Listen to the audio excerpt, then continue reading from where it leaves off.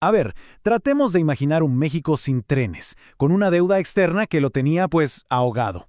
Ahora, visualicemos ese mismo país pero 30 años después. Miles de kilómetros de vías, palacios de mármol y un peso mexicano tan fuerte como el dólar. Vaya cambio, ¿no? Pues bien, este cambio monumental tiene un nombre: Porfirio Díaz. Y aquí empieza el gran debate. ¿Fue el héroe que modernizó a México o el villano que lo hizo a costa del hambre de su propia gente?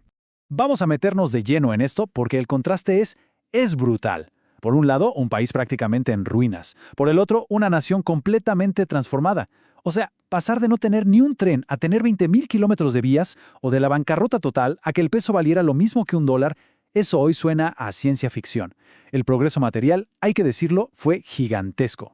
Y aquí está el meollo del asunto. La pregunta que lo define todo. El centro de toda esta historia. Porque claro, detrás de cada kilómetro de vía y cada palacio hay una historia. Una que no siempre se cuenta. Ok, empecemos por la primera cara de la moneda. Hablemos de Díaz como el gran constructor, el hombre que, para muchos, trajo orden y modernidad a un país que se caía a pedazos. Miren, antes de ser dictador, Porfirio Díaz fue un héroe de guerra, un hombre de acción. Fue una pieza clave en la batalla de Puebla, lanzándose contra los franceses cuando otros dudaban. Por eso se convirtió en el general favorito de los liberales.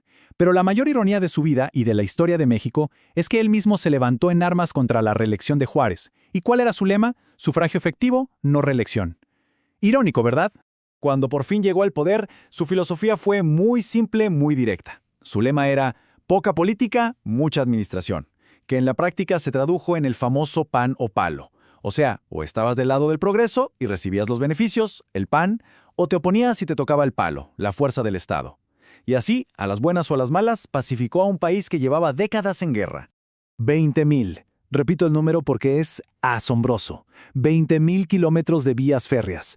Por primera vez, los trenes conectaron minas, puertos y ciudades. Esto creó la infraestructura para una economía nacional y le abrió las puertas de México al comercio mundial. Fue sin duda una hazaña de ingeniería y sobre todo de voluntad política. Y aquí podemos ver el resultado en la economía. Una estabilidad impresionante. Lograr que el peso mexicano valiera lo mismo que el dólar le dio a México un respeto internacional que nunca había tenido. De repente, el país era visto como un lugar seguro y atractivo para invertir. Y el progreso no fue solo económico, ¿eh? La vida en las ciudades se transformó. De pronto, había luz eléctrica, teléfono, llegó el cine. Se construyeron monumentos que hoy son el corazón de la Ciudad de México, como el Palacio de Bellas Artes o el Ángel de la Independencia. Era, literalmente, la entrada de México a la era moderna. Y justo aquí, en medio de todo este esplendor, la narrativa da un giro de 180 grados. Porque toda esa modernidad, todos esos avances, tenían un precio. Y es momento de preguntar, ¿quién lo pagó? Muy bien, pasemos ahora a la otra cara de la moneda. La historia que vivió la inmensa mayoría de la población bajo el régimen de Porfirio Díaz. La historia del costo humano. Este mecanismo, la tienda de raya, es fundamental para entender la injusticia del sistema. No era una simple tienda, era una trampa. Los trabajadores del campo estaban obligados a comprar ahí, a crédito y con precios por las nubes. Esto generaba deudas que eran imposibles de pagar, deudas que pasaban de padres a hijos, atándolos a la tierra por generaciones. Era, en la práctica, una forma de esclavitud. Este dato es simplemente demoledor. El 95% de la gente que trabajaba la tierra no era dueña ni de un puñado de esa tierra. Unas cuantas familias y compañías extranjeras se habían apoderado de casi todo el campo mexicano, dejando a millones en la más absoluta miseria. Es que eran dos Méxicos completamente distintos que existían al mismo tiempo.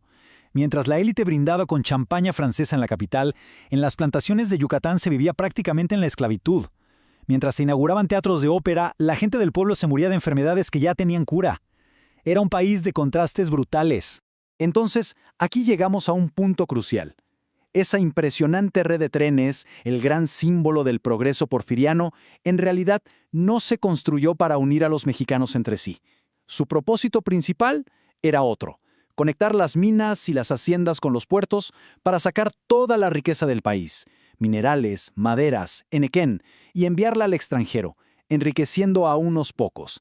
Era obvio que tanta prosperidad para unos cuantos y tanta miseria para casi todos no podía durar para siempre.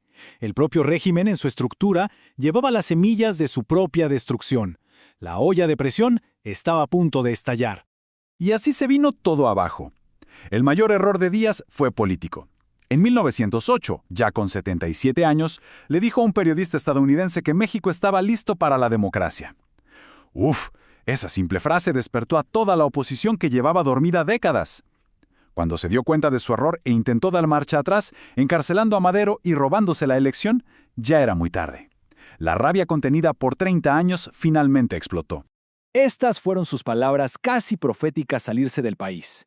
Él, que había mantenido al tigre, o sea, al pueblo, enjaulado por tanto tiempo, sabía perfectamente que las fuerzas que se habían desatado serían incontrolables. Y la historia le dio toda la razón. Entonces, después de ver estas dos caras de la moneda, ¿cómo juzgamos a Porfirio Díaz? ¿Cuál es al final su legado? El resumen es bastante claro. Por un lado, tenemos al constructor, al hombre que dio estabilidad y puso a México en el mapa mundial. Por el otro, al tirano cuya paz se basaba en la represión y que construyó un país para una pequeña élite a costa del sufrimiento de millones, un sufrimiento que, inevitablemente, terminó en una de las guerras civiles más sangrientas de la historia.